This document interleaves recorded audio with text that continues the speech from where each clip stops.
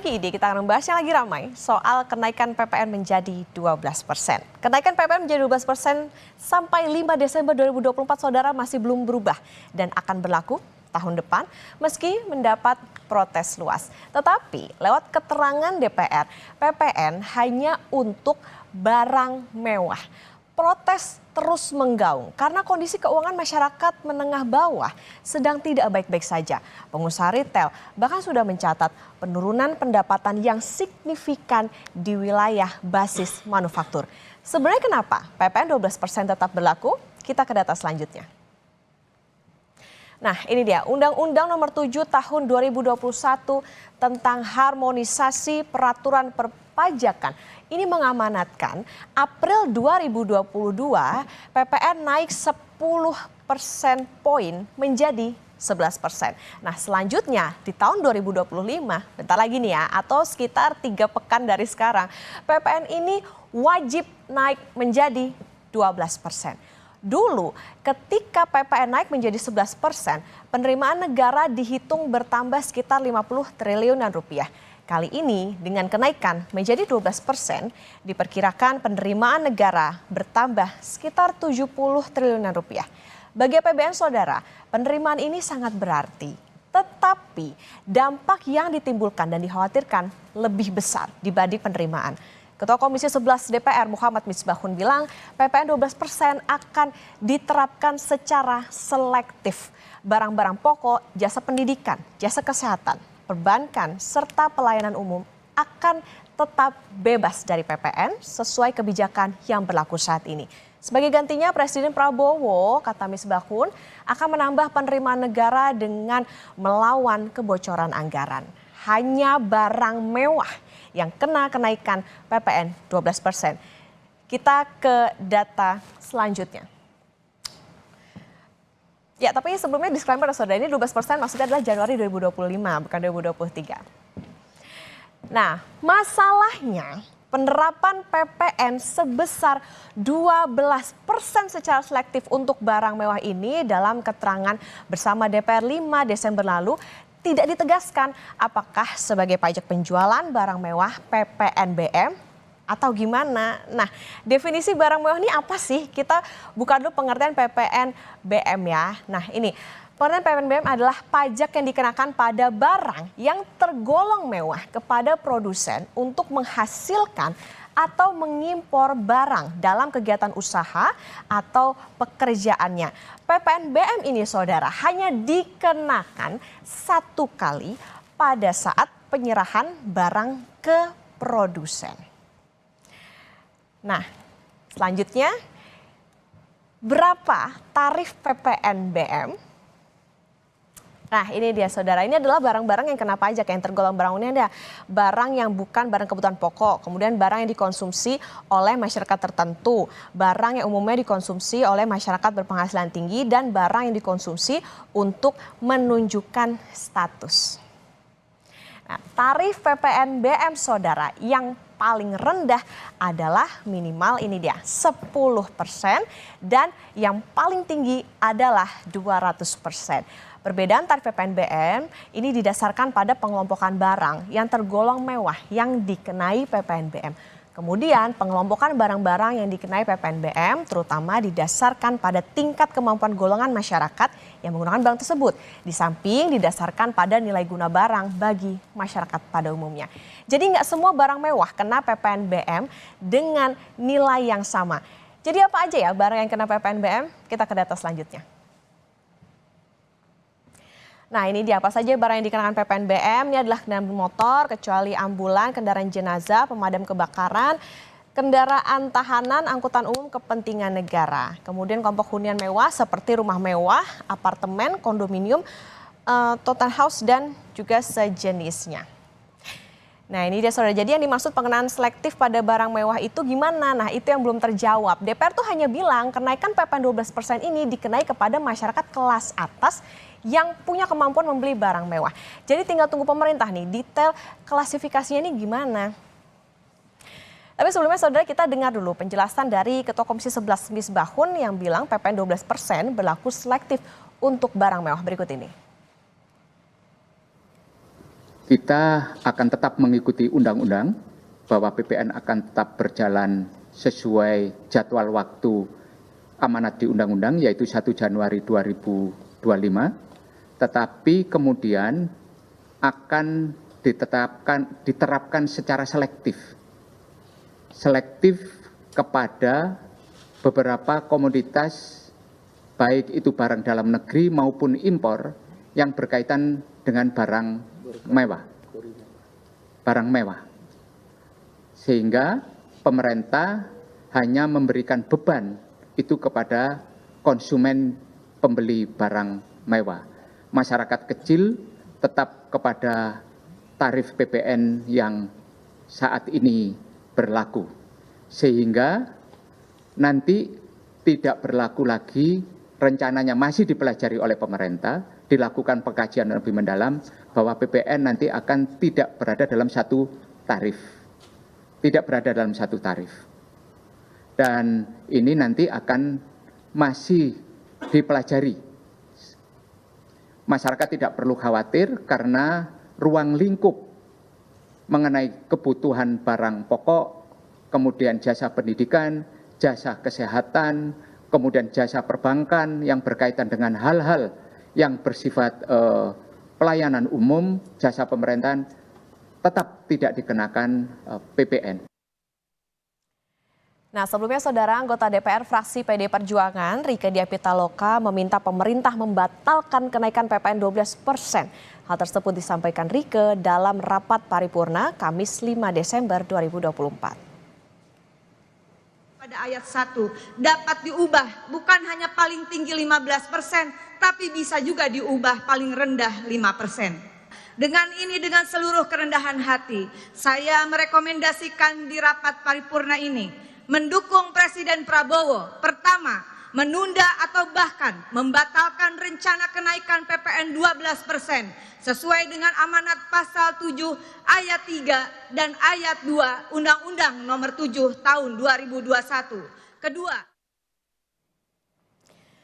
Menko Bidang Perekonomian Erlangga Hartarto menegaskan finalisasi paket kebijakan ekonomi yang di dalamnya juga mengatur penerapan kenaikan PPN 12% akan rampung pekan kedua Desember 2024. Erlangga menekankan beberapa barang dikecualikan dari PPN, terutama bahan pokok penting, pendidikan, dan kesehatan. PPN itu akan dibahas dan difinalisasi seperti yang saya sampaikan dalam pertemuan ke depan. Tetapi yang dapat saya sampaikan, tidak semua barang kena PPN.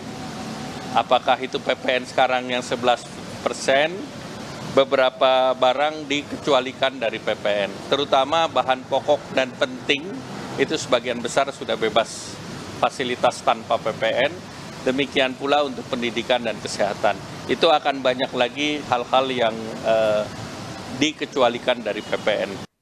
Nah, jadi pertanyaannya nih, jadi klasifikasinya gimana? Lalu dampaknya apa pada sektor yang bisnisnya berkaitan dengan barang mewah? Kompas Bisnis masih akan kembali, saudara, kita ulas usai jeda.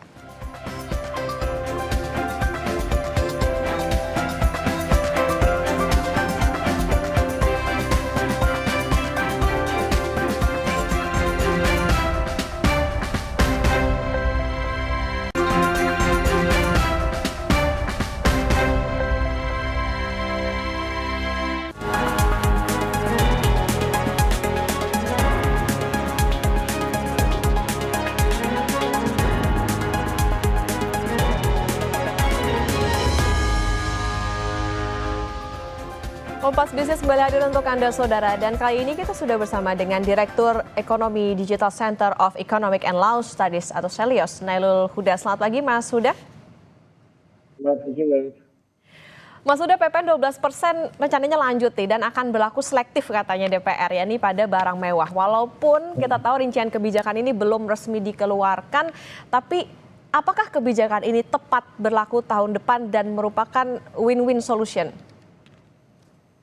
Ya, Mbak, memang sepertinya kebijakan ini merupakan exit strategi ya, yang tawarkan oleh DPR kepada pemerintah untuk tetap menetapkan tarif PPN 12%, tapi tidak memberatkan masyarakat. Walaupun kita sebenarnya masih bertanya-tanya apa sih definisi barang mewah?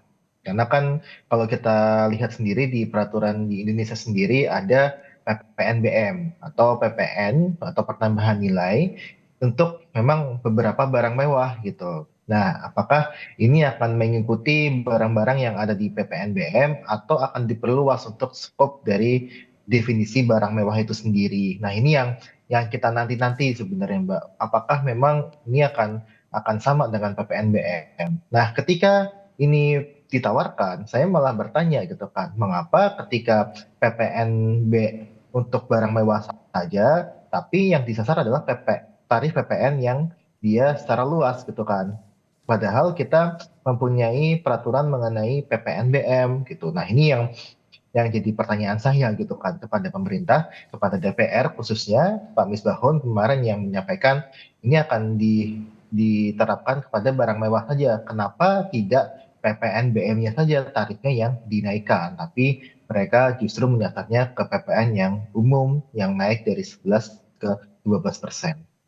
Artinya Mas Huda melihat ini dengan dinaikannya atau dibilangnya nih untuk yang selektif, ini cuma buat menuhin aja atau menjalankan amanat undang-undang saja begitu, Mas Huda? Ya, kalau saya sampaikan sebenarnya undang-undang tersebut tidak terlalu kuat juga untuk mengamanatkan adanya kenaikan tarif PPN 12%. Karena pertama satu seperti ini, di undang-undang itu seharusnya memang tidak ada angka yang pasti untuk waktu ya, karena kita lihat waktu ini yang menjebak sebenarnya.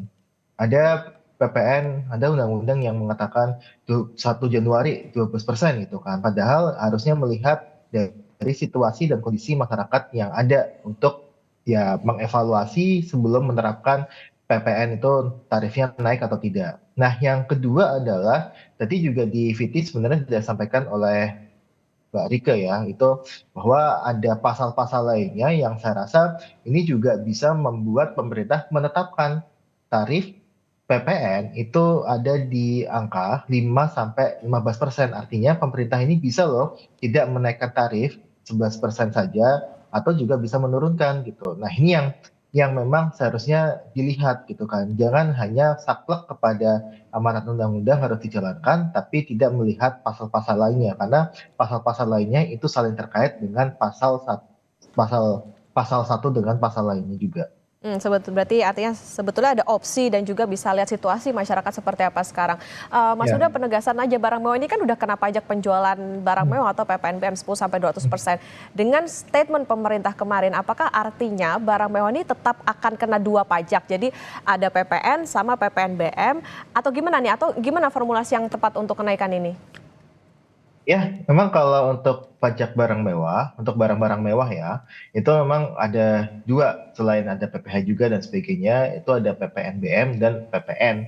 Memang itu sudah dilakukan sejak lama gitu kan. Kalau pertambahan nilai sudah pasti itu kan ya untuk melihat ini ya, melihat dari pajak value added yang diterima oleh negara gitu kan. Tapi kalau PPNBM artinya memang ini untuk barang-barang mewah yang fungsinya adalah redistribusi sebenarnya. Ada fungsi redistribusi pendapatan di mana masyarakat yang tidak bisa mengapros barang mewah itu diberikan subsidi dari pajak-pajak yang di barang mewah gitu kan, dari orang-orang yang dia bisa mengapros barang mewah. Nah, ini yang saya sebutkan pas dari dulu juga prakteknya dua gitu kan. Nah, ini yang saya sampaikan ketika ingin mengejar dari barang mewah saja, kenapa tidak tarif PPNBM-nya saja yang dinaikkan? Misalkan tadi kalau misalkan dari 10% sampai 100 ataupun 200% gitu. Kenapa nggak dinaikkan tarif itunya saja di PPNBM-nya, bukan di tarif PPN secara umum? Nah, ini yang saya lihat sebenarnya ada satu menurut saya juga kekeliruan konsep ya ketika menggunakan diksi barang mewah tapi yang dinaikkan adalah PPN secara umum bukan PPN BM yang memang khusus untuk memberikan pajak kepada barang-barang mewah yang ada di Indonesia. Contohnya ada di mobil, ada kondominium, terus kemudian ada juga helikopter dan sebagainya. Kenapa tarif barang-barang itu saja yang nggak dinaikkan gitu kan?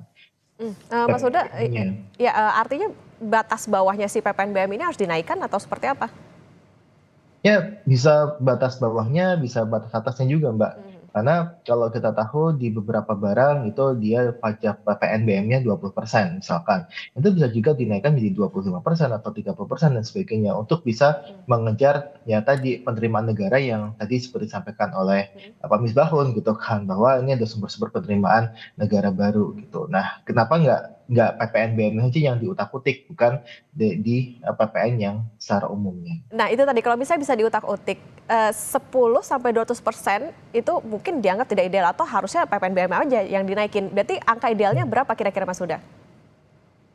Ya, kalau angka idealnya pasti memerlukan penelitian lebih lanjut gitu ya. Tapi kalau kita lihat sebenarnya di barang mewah itu sendiri ketika range-nya 10 sampai 200%, mungkin ada beberapa barang yang dia naik aja untuk PPNBM-nya gitu kan, helikopter misalkan, ataupun untuk pembelian mobil yang dia tergolong barang mewah gitu. Itu bisa jadi dinaikkan gitu kan. Karena kan ini tidak akan mengganggu konsumsi yang ada di kelas menengah ke bawah gitu kan. Walaupun memang di kelas menengah atas itu pasti akan ada efeknya, tapi kalau untuk menengah ke bawah itu tidak ada efeknya.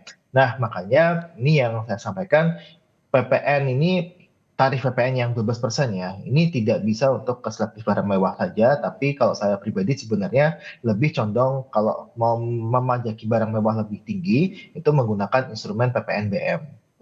Oke, berarti harus dilihat juga bagaimana jenis barangnya, spesifikasinya, karena itu tadi ini kan menyasarnya katanya ke kelas atas aja nih, bukan ke menengah yang ke bawah. Mas Huda, jadi berapa nih peningkatan penerimaan negara dengan kenaikan pajak pertambahan nilai pada barang mewah? Kira-kira apa ya, bisa melebihi dari target kah atau bagaimana? Ya, kalau target mungkin saya belum tahu detailnya untuk tahun depan, tapi kalau ini bisa ditingkatkan gitu ya, ditingkatkan dari PPNBM-nya, saya rasa bisa naik hingga 5-10%.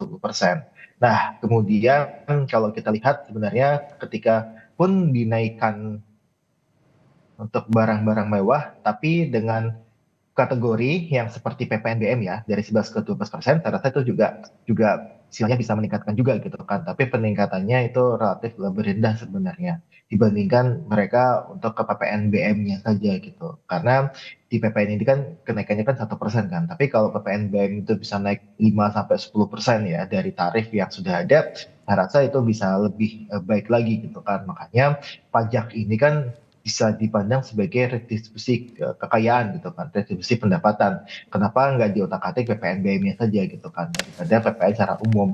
Nah, saya takutnya adalah ketika ini diterapkan ke barang mewah, PPN 12% ya secara umum itu, ada pelebaran diksi-diksi dari barang mewah itu sendiri. Misalkan nanti ada TV yang di 43 inch digolongkan ke barang mewah, ataupun ada beberapa barang yang sebelumnya tidak tergolong barang mewah itu dijadikan sebagai barang mewah. Nah, ini yang harus kita jaga, tidak ada ya tadi pelebaran diksi-diksi yang sudah tercantum di PPNBM gitu kan. Saya rasa sih sebenarnya kita harus menjaga ya peraturan teknisnya agar ini tidak melebar untuk definisi barang mewah. Karena kemarin Pak Misbahun cuma menyebutkan barang mewah saja gitu kan, tapi tanpa menyebutkan detail lebih lanjut.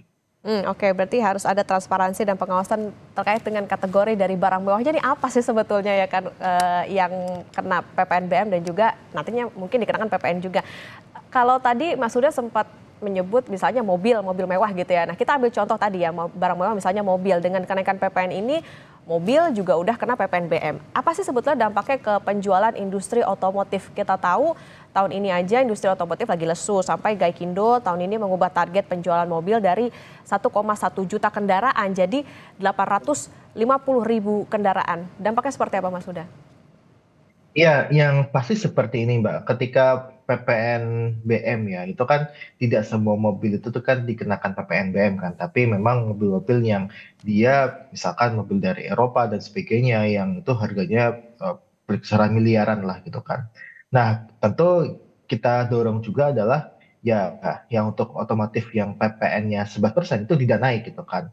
Bahkan kalau kita lihat kemarin pernyataannya adalah ada beberapa barang yang bisa PPN-nya itu diturunkan. Artinya ini bisa bisa multi multi tarif gitu kan untuk PPN ini kan. Nah, ketika dia multi tarif, ini kita dorong untuk barang-barang yang memang dia memiliki multiplier efek yang tinggi gitu kan. Ini bisa diberikan insentif gitu kan dengan penurunan PPN gitu kan. Misalkan kalau otomotif itu barang-barang mobil yang dia ataupun motor yang dia menimbulkan multiplier efek yang besar gitu kan. Tapi kalau kita lihat untuk PPNBM untuk mobil biasanya adalah mobil-mobil impor yang dia harganya cukup tinggi gitu kan, yang dimana tidak menimbulkan multiplier efek yang besar gitu. Nah, ini yang kita lihat sebenarnya itu bisa dikenakan PPNBM yang lebih tinggi gitu kan. Nah, tapi kalau untuk yang otomotif yang dia mobil-mobil kelas menengah ke bawah dan sebagainya yang dia mempunyai multiplier efek yang besar, saya rasa ini akan ketika dia dikenakan PPN dan mungkin akan dilebarkan ya, jadi mobil itu semuanya barang mewah, itu akan mereduksi dari kinerja industri otomotif itu sendiri. Dan ini yang memang ditakutkan oleh Gaikindo ketika PPN ini akan dinaikkan dari 11 ke 12%, karena kenaikan harga barang itu bisa mencapai 9 hingga 20% kenaikan harga mobilnya ya, dari kenaikan tarif PPN ketika PPN 12% itu diterapkan ke semua sektor usaha. Nah itu tadi catatannya, jangan apa ya, bisa dikatakan semua mobil nggak bisa dikatakan apa ya, dikategorikan barang mewah juga karena tadi bisa memukul juga semakin dalam industri otomotif. Mas sudah sedikit keluar dari keterangan DPR kemarin, tapi ada beberapa negara di dunia yang memang trennya naikin PPN. Salah satunya adalah Singapura yang 2 tahun menaikkan PPN berturut-turut. Tapi memang kalau kita penghasilan sama standar hidup di Singapura kan berbeda nih dengan di Indonesia. Tanggapan Anda singkat aja, Mas Huda. Ya, yang jelas sebenarnya kalau kita bandingkan dengan apa yang dikerjakan oleh Singapura gitu kan, bahwa Singapura walaupun dinaikkan juga tetap tidak lebih tinggi sebenarnya dibandingkan dengan Indonesia. Tapi ada beberapa juga negara-negara di ASEAN ini yang juga memiliki tarif PPN lebih rendah dibandingkan dengan Indonesia. Bahkan kalau kita lihat datanya, Indonesia ini menjadi juara kedua dalam tarif PPN setelah Filipina dia tarifnya 12%, Indonesia di 11%. Ketika itu dinaikkan, memang Indonesia ingin juara satu, tapi juara satu dalam hal tarif PPN. Nah ini yang kita kritik juga, bahwa seringkali pemerintah itu menyampaikan tarif PPN kita rendah dan sebagainya. Tapi kalau kita lihat data, ternyata hal yang faktanya berbalik dengan apa yang disampaikan oleh pemerintah, bahwa ada banyak sekali negara-negara yang juga memiliki tarif PPN di bawah tarif PPN Indonesia. Oke, juara satu tapi bukan yang diharapin nih kayaknya nih kalau naik PPN. Nah tentu gimana nanti klasifikasi soal barang mewahnya nih yang tentu kita tunggu bagaimana keputusan dari pemerintah soal PPN dan juga PPNBM. Terima kasih Direktur Ekonomi Digital Center of Economic and Law Studies atau SELUS, Mas Nailul Huda sudah bersama di Kompas Bisnis. Sehat selalu Mas Huda.